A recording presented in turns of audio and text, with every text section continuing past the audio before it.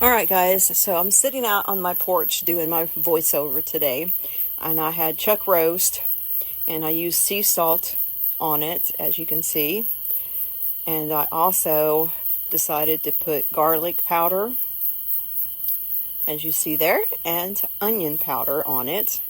Got both sides all seasoned nicely, and I put it in my Instant Pot. I absolutely love my Instant Pot. I put it on the meat and stew setting for 120 minutes.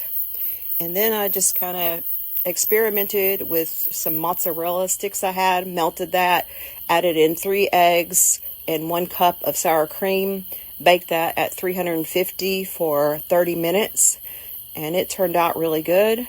So my husband really enjoyed this. I didn't eat much. I've got a sick dog that I'm really worried about, so I can't eat when I'm stressed.